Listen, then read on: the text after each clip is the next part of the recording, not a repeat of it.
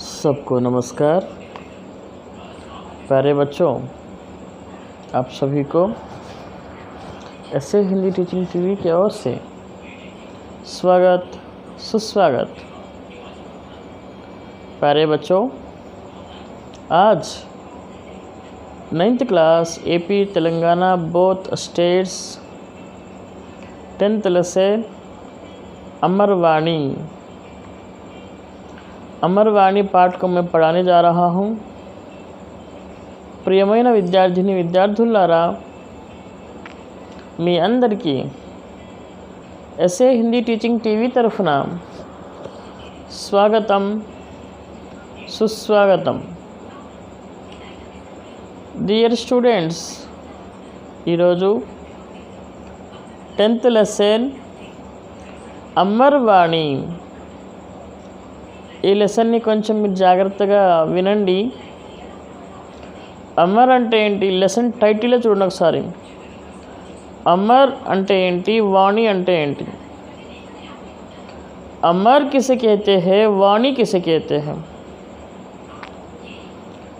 यहाँ पर आपको मैं ये बताना चाहता हूँ, अमर वो होता है मरने के बाद भी जनता के दिलों में हो, कोई मरने के बाद भी उसके बातें आदमियों के आचरण में दिखाई देते हैं, सुनाई देते हैं, तो उसको अमर कहते हैं। वाणी मीन्स बात। कभी भी हम बहुत सारे लोगों के अमर वाणी అంటే సాధారణంగా మనం చాలామంది చనిపోయిన వాళ్ళు చాలామంది ఉంటారు। మన తాతలు, మన తాత ముత్తాతలు, మన నాన్న వాళ్ళు చాలామంది, అంటే మన పూర్వీకులు ఎవరైతే ఉన్నారో, సపోజ్ మా డాడీ ఉన్నారు, మా డాడీ గారు చనిపోయారు, కానీ ఆయన చెప్పిన మాట నాకు ఇప్పటికి కూడా బాగా గుర్తు। ఆయన ఏం చెప్పేవారంటే, నీవు ఎగ్జామ్కి వెళ్ళినప్పుడు నీకు వచ్చింది నువ్వు రాయి, పక్కన వాడు దాంట్లో చూసి రాస్తే నీ ఎగ్జామ్ ఎట్లా అవుతుంది అంటే, మనం ఏదైనా ఒక పని చేస్తూ ఉంటే ఆ పని మీద మనకు ఒక అవగాహన ఉండాలి। సాధారణంగా మా నాన్నగారు చెప్పిన మాటలు నేను తూచా తప్పకుండా పాటించాను కాబట్టే ఇవాళకి కూడా ఏది మంచి ఏది చెడు, ఏది చేస్తే బాగుండు ఏది చేయకపోతే బాగుండు అని అనేక ఆలోచన నాకు నేనుగా చేసుకుంటూ ఉంటాను। మా నాన్నగారు చెప్పిన ప్రతి మాట నాకు గుర్తుకొస్తూ ఉంటుంది। అందువల్లే ఏ డెసిషన్ తీసుకోవాలన్నా కూడా 1కి 4 సార్లు ఆలోచించి నేను డెసిషన్ తీసుకుంటూ ఉంటాను। అట్లానే మనము కూడా అలానే ఈ యొక్క అమర్వాణి ఏది, మా నాన్నగారు చనిపోయి ఉండొచ్చు, కానీ ఆయన మాటలైతే నిజంగా నా గుండెల్లో నా మనసులో బతికే ఉన్నాయి కదా, దాన్ని అమర్వాణి అంటారు। ఇప్పుడు ఇదే మాటల్ని మనము గనక మన కబీర్ దాస్ గారు కావచ్చు, రహీం గారు కావచ్చు, అదేవిధంగా రకరకాల చాలా పెద్దవాళ్ళు అందరూ ఉన్నారు, వాళ్ళందరికీ కనుక మనం అప్లై చేసినట్లయితే దాన్ని అమర్వాణి అంటారు। మై డియర్ స్టూడెంట్స్, సాధారణంగా మనం ఏ విధంగానైతే ప్రతి ఒక్కళ్ళని గౌరవంగా చూస్తామో, గౌరవంగా చూసిన వాడు మాటలే మనకు గుర్తుకు రావాల్సిన అవసరం లేదు। పెద్ద పెద్దవాళ్ళు ఎప్పుడో చెప్పిన మాటల్ని మనం ఇవాళ చాలామంది గుర్తు చేసుకొని మరీ చెప్తూ ఉంటారు। ఒక చిన్న ఇక్కడ ఉదాహరణ చెప్తాను। కరోనా ఇవాళ చాలామందికి కరోనా జబ్బు వస్తూ ఉంది। ఆ జబ్బులో విధంగా లాక్డౌన్ పెట్టినారు। ఆ లాక్డౌన్ పెట్టినప్పుడు చాలామంది సీఎంస్ కానివ్వండి, పిఎంస్ కానివ్వండి, చాలామంది చెప్పిన మాట ఏంటి అంటే, లాక్డౌన్లో మనం ఎట్లో గట్ల బతకాలి, ఈ వ్యాధి రాకుండా బతికితే అట్లీస్ట్ పలసాకు సంథింగ్ ఒక ఆకు తినైనా బతకొచ్చు. అన్నం లేకపోతే, డబ్బులు లేకపోతే, కూరలు లేకపోతే, బియ్యం లేకపోతే పలసాకు సంథింగ్ ఆకు తినైనా మనం బతకొచ్చు అని చెప్పి చాలామంది చెప్తూ ఉంటారు. అంటే ఇక్కడ మీనింగ్ ఏంటి? బతుకుంటే చాలా దేవుడా అన్నట్టుగా వస్తుంది. అంటే ఆ కరోనా నుంచి మనం బయటపడగలిగితే, మనం బతికి ఉంటే బట్టగలిగితే, ఇవాళ కాకపోతే రేపు, రేపు కాకపోతే ఎల్లుండి, ఇలా రకరకాలుగా మనం డెవలప్ అవ్వచ్చు.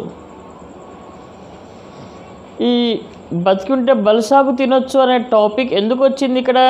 పూర్వీకులు చెప్పబట్టి, వాళ్ళు ఎవరైనా కావచ్చు, వాళ్ళు చెప్పబట్టే కదా ఇవాళ బలసాగు తినైనా బతకొచ్చు అని చెప్పి టాపిక్ వచ్చింది. ఆ మాట మన పెద్దవాళ్ళు గుర్తుపెట్టుకున్నారా? చెప్పినది చాలా ఇంపార్టెంటా కాదా? కాబట్టి అమరవాణి అంటే అదే.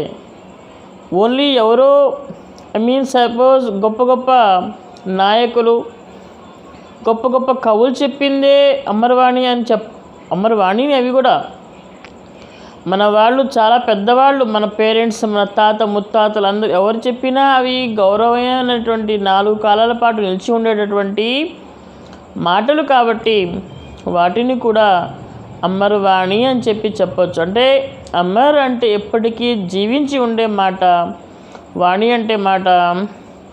మన పెద్దవాళ్ళు మనకి ఏ మాట చెప్పినా జీవితకాలం గుర్తుండే విధంగా చెప్పే మాటని, వాళ్ళు చనిపోయినా కూడా ఆ మాటను గుర్తుపెట్టుకొని మరి మనం చేసే పని, మనం ఆలోచించే విధానం, మనం ఆచరించే పని ఏ దాంట్లో కూడాను వాళ్ళ ఆలోచన విధానాన్ని మనం చేస్తాం. కాబట్టి అది బతికున్నందువల్ల దాన్ని అమరవాణి అంటారు. ఓకేనా మై డియర్ స్టూडेंट्स? अमरवाणी అర్థమైందా? अमरवाणी किसे कहते हैं मेरे आपको समझ में आया होगा बच्चों? चलिए, अमर मतलब कभी भी जिंदा रहने वाला, వాణి मतलब बात, ఎప్పటికీ జీవించి ఉండే మాటను అమరవాణి అంటారు. క్లియర్? మీకు అర్థమైంది అనుకుంటున్నాను. ఎస్, ఇప్పుడు ముందుకెళ్దాం. ఉన్ముఖీకరణ చూడండి మై డియర్ స్టూడెంట్స్. ఇది కనుక మీరు ఒక్కసారి చూసినట్లయితే చాలా కవి పరిచయంలో పెట్టాడు. చాలా ఇంట్రెస్టింగ్ పాయింట్ ఇది. జాగ్రత్తగా వినండి. దాదాపుగా ఈ లెసన్ ఇవాళతో అయిపోదు.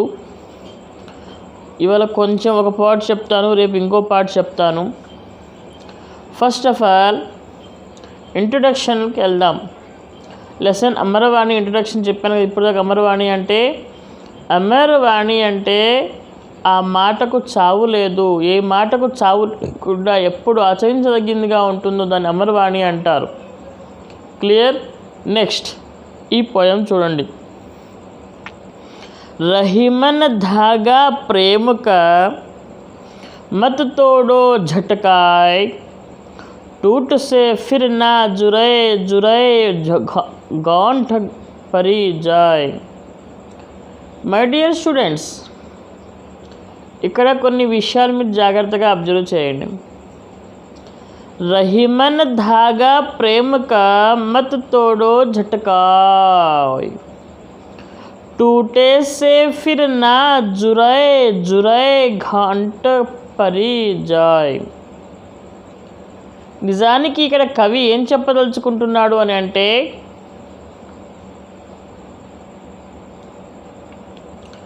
ప్రేమని దారంతో పోలుస్తున్నాడు. సాధారణంగా మన బట్టలు కుట్టే దారం, సన్నటి దారం మీ అందరికీ బాగా గుర్తు అనుకుంటాను ఉంటుంది. మన ఇళ్ళల్లో ప్రతి ఇళ్ళల్లో ఆ దారం ఉంటుంది. ఆ దారాన్ని ప్రేమతో పోల్చాడు కవి.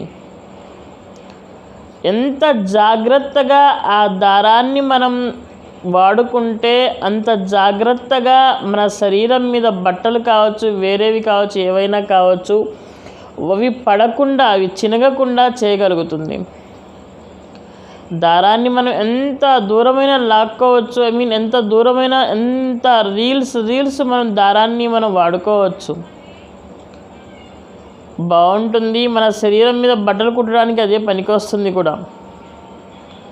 అంటే దాన్ని ఎంత ప్రేమిస్తామో అంత హ్యాపీగా మనం ఉండగలుగుతాం. నెక్స్ట్, దారమే కదా అని చెప్పి కోపం వచ్చినప్పుడు ఫట్ ఇట్లా కనుక గట్టిగా లాగామనుకోండి, ఏమైపోతుంది?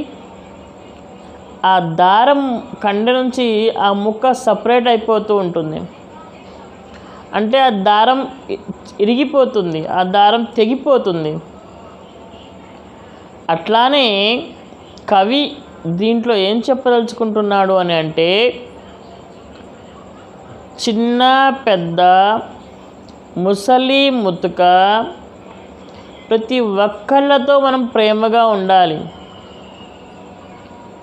ఏ సమయంలో ఎప్పుడు ఎవరు మనకు హెల్ప్ చేస్తారో, ఎవరి సహాయం ఎప్పుడు అవసరమవుతుందో మనకు తెలీదు. అవసరము అనే కాదు, ప్రతి విషయంలో కూడా మనం చాలా జాగ్రత్తగా అవగాహనతో మెలుగుతూ ముందుకు వెళ్ళిపోతూ ఉండాలి. దారాన్ని మనం ఇది దారమే కదా అని చెప్పి ఇట్లా గట్టిగా లాగితే ఏ విధంగా అయితే దారం ఇరిగిపోతుందో, తెగిపోతుందో, ప్రేమ ఆప్యాయతలు కూడా అలాగే ఉంటాయి. మన తమ్ముళ్ళు, మన అన్నలు, మన ఇంటి పక్కన వాళ్ళు, మన అక్కలు, బావలు, అన్నదమ్ముళ్ళు, చెల్లెళ్ళు అందరితో కూడా సమానమైనటువంటి ఒక గొప్ప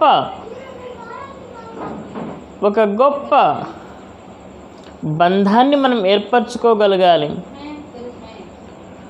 బంధాన్ని దారంతో తగినంత ఈజీగా తెంచుకోలేము, తెంచుకోకూడదు కూడా. ఒకవేళ అలా తెంచుకున్నట్లయితే, ఒకవేళ బంధాలని కనుక మాటలతోటి చేతలతోటి మనం తెంచుకున్నామే అనుకోండి, ఆ బంధాల్ని మరి అతికించడం చాలా కష్టం. ఇప్పుడు దారం ఉంది,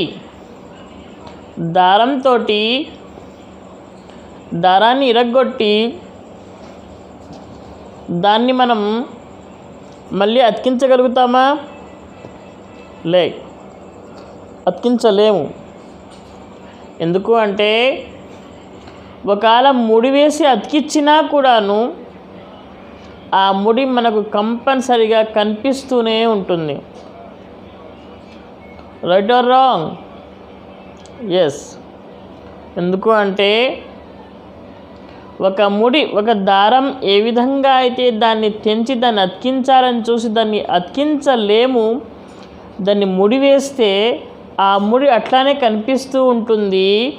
అట్లానే మానవ జీవితంలో ఎప్పుడూ కూడాను దారం అంత ఈజీగా మానవ సంబంధాలని, మానవ విలువలను తెంచకూడదు అని చెప్తున్నాడు. ఏ విధంగా అయితే మానవ సంబంధాలను, మానవ విలువలను మనం కనుక కాపాడుకున్నట్లయితే అవి మనల్ని కాపాడుతాయి అని చెప్తున్నాడు. ప్రేమ ఆప్యాయతలు కూడా అట్లానే ఉంటాయి, దారంలాగానే ఉంటాయి. ఆ దారాన్ని మనం ఎంత గట్టిగా లాగితే అది తెగిపోతుంది. దాన్ని మనం ఎంత ప్రేమలో ఉన్నా, ఎంత బంధుత్వంలో ఉన్నా, ఎక్కడో ఒక మాట కంపల్సరీగా ఏదో ఒక మాట అంటాము. అన్నప్పుడు మళ్ళీ దాన్ని వెనక్కి తీసుకోలేము. కాబట్టి అలాంటి మాటలు రాకుండానే జాగ్రత్త పడాలి. మన బంధువుల దగ్గర, మన ప్రేమికుల దగ్గర, మన ఇష్టమైన వాళ్ళ దగ్గర. ఎప్పుడైతే మనం కేర్ఫుల్గా ఉంటామో, ఎప్పుడైతే మనం జాగ్రత్తగా ఉంటామో, ఎప్పుడైతే మనం డెవలప్ అవడానికి ఇవన్నీ కూడా ఆస్కారం అవుతూ ఉంటాయి. మానవ జీవితానికి, మానవుడు ఒక సంఘజీవిగా ఉండటానికి, మానవుడు ఒక గొప్ప అవకాశాలు ఇచ్చిపుచ్చుకోవడానికి, మానవుడు ఒక గొప్ప మేనేజ్మెంట్, మానవుడు ఒక పెద్ద హైప్లో క్రియేట్ చేసుకోవటానికి, ఏ విషయాన్ని కూడా డెవలప్ చేసుకోవడానికి కంపల్సరిగా బంధుత్వాలు, ప్రేమలు, ఆప్యాయతలు చాలా అవసరం. ఇక్కడ ఒక చిన్న ఉదాహరణ చెప్తా. ఒక హాస్పిటల్ ఉందనుకుందాం, లేదంటే ఒక ఫ్యాక్టరీ ఉందనుకుందాం. ఆ ఫ్యాక్టరీలో ఒక బాస్ ఉంటాడు. ఆ బాస్ కింద పనిచేసే వాళ్ళు దాదాపుగా 30-40 మంది ఉంటారు. ఆ బాస్ పని చేయించుకోవాలనుకుంటున్నాడు కాబట్టి ఆ 30-40 మందిని పెట్టుకున్నాడు కాబట్టి ఆ బాస్కి ఆలోచనలకు అనుగుణంగా ఈ 40-30 మంది నడుచుకోవాలి. ఆ బాస్ కూడాను ఈ 30-40 మందిని ఎక్కడ బాధ పెట్టకుండా జాగ్రత్తగా వాళ్ళని ఏ విధంగా మంచిగా చేస్తే, వాళ్ళని ఏ విధంగా సంతోషపరిస్తే నాకు కావాల్సినటువంటి ఇన్పుట్ అవుట్పుట్స్ వస్తాయి అని చెప్పి ఆలోచించి వీళ్ళను ఆయన సంతోషపెడుతూ ఉండాలి, వీళ్ళు ఆయనను సంతోషపెడుతూ ఉండాలి. అలా జరగని పరిస్థితుల్లో ఆ యొక్క ఫ్యాక్టరీ అనేది అది అక్కడే దాని ఎదుగుదల ఆగిపోతూ ఉంటుంది. అట్లానే మానవ సంబంధాలు అనేవి ఇట్లానే డెవలప్ అవుతూ ఉండాలి. నేను డబ్బులు ఇస్తున్నాను కదా, నేను శాలరీ ఇస్తున్నాను కదా, నేను అన్నట్టుగా మీరు పడాలి అనే మాట మనం యూజ్ చేస్తే మన ఫ్యాక్టరీ యొక్క ఎదుగుదల అక్కడికక్కడే ఆగిపోతుందని అర్థం అన్నమాట. అంటే ఏదైనా మాట మనం మాట్లాడేటప్పుడు ఎక్కువ బాధ పెట్టేదిగా ఉండకూడదు. అలా అని తప్పు తెలిసేటట్టుగా కూడా తప్పు తెలియకుండా ఉండేటట్టుగా కూడా ఉండకూడదు. ఆయన చేసిన తప్పు ఆయనకు తెలియాలి, ప్లస్ పని బాగా జరగాలి, కంపెనీకి మంచి పేరు రావాలి. ఇవన్నీ చేసినప్పుడే ఆ మేనేజ్మెంట్ అన్నా, సంస్థ అన్నా, జనాలన్నా ఎక్కువ లైక్ చేస్తూ ఉంటారు, ఎక్కువ ఇష్టపడుతూ ఉంటారు.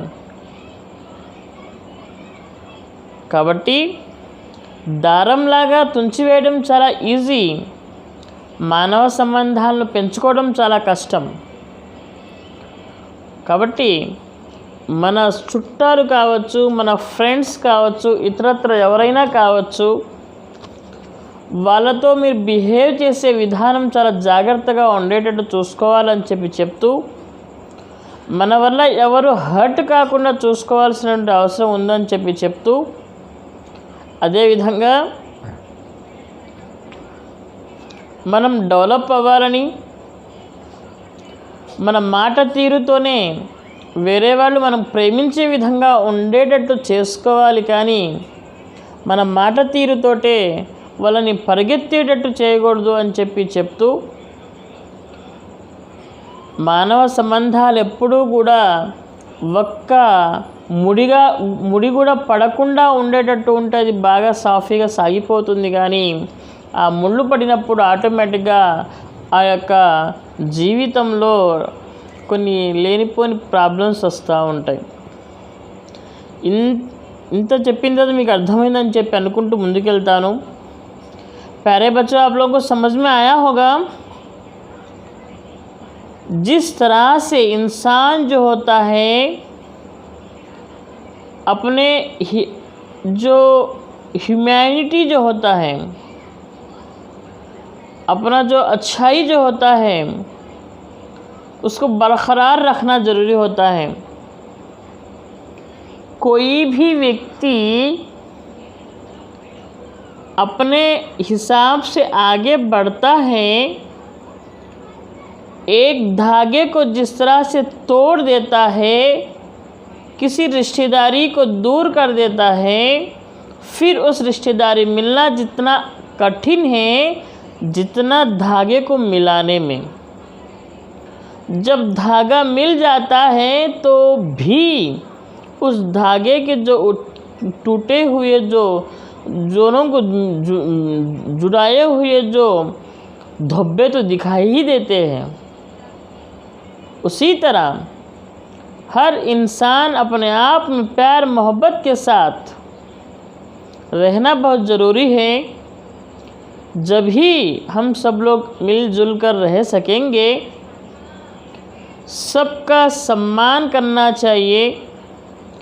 हमारे घर में अपने बीवी से अच्छे रहना है, अपने बच्चों से अच्छे रहना है, और दोस्तों से, रिश्तेदारों से भी अच्छा रहना है. जब हमें कितना भी गुस्सा क्यों ना आए, धागा तोड़ने की बात नहीं करनी चाहिए. ऐसा अच्छे काम हम करते रहेंगे, भगवान हमें, अल्लाह हमें आशीर्वाद देंगे और आगे बढ़ेंगे। धागे के जैसा किसी को हम तोड़ना नहीं चाहिए।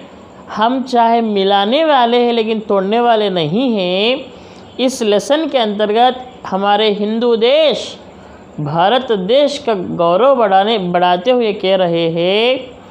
इस अमर वाणी में इस बात को हम ध्यान में रखना जरूरी होता है। प्यारे बच्चों, जिस तरह से एक धागा को हम झटपट तोड़ते हैं, उसी तरह अपने रिश्तेदारी को, अपने दोस्तानी को तोड़ना नहीं चाहिए। जब एक धागे को तोड़ के फिर उसको जुड़ाना जितना कठिन है, हम भी अपनी रिश्तेदारी को तोड़कर जुड़ाना उतना ही कठिन है। इसलिए कहने का मतलब ये है कि हम और आप सब लोग मिलकर हम जो ये लेसन रहीम जी ने जो धागे के बारे में कहा है, रिश्तेदारी के बारे में कहा है, प्रेम के बारे में कहा है, ये सब को ध्यान से सुनकर किसी से भी पंगा नहीं लेना है, किसी से भी डरावना नहीं लेना है, किसी को भी हर्ट नहीं करना है, किसी को भी मेहनत नहीं लगानी है। तब भगवान हमें दिल खोल के जो चाहे वो देता है। यहाँ तक मैं रोकता हूँ मेरे बच्चों। जस्ट आज एक पोएम हुआ है, ये एक ही पोएम हुआ है आज। कल उद्देश्य पढ़ेंगे, उद्देश्य के बाद कवि परिचय जैसा कि पोएम्स में चले जाएंगे। प्यारे बच्चों, मैं आपको प्రియమైన విద్యార్థులారా మీకు బాగా అర్థమైంది అనుకుంటున్నాను। అర్థం చేసుకోండి। ఎనీ డౌట్స్ ఉంటే కామెంట్ రూపంలో, వాట్సాప్ రూపంలో నాకు పంపించండి। మీ డౌట్స్ నేను డెఫినెట్గా క్లారిఫికేషన్ చేస్తాను। నిజంగా నా ఎస్ఏ హిందీ టీచింగ్ టీవీ ఛానల్ని అల్లా దేవల్ల, భగవంతుడి దేవల్ల మీరందరూ చాలా లైక్ చేస్తున్నారు, సబ్స్క్రైబ్ చేస్తున్నారు, షేర్ చేస్తున్నారు। అందుకు నిజంగా కృతజ్ఞతలు తెలియజేస్తూ ఈ రోజుతో ఈ లెసన్ని కంప్లీట్ చేస్తున్నాను। రేపు ఇదే లెసన్ని తీసుకొని మేము ముందుకు వస్తాను। అంతవరకు సెలవు। Thank you very much.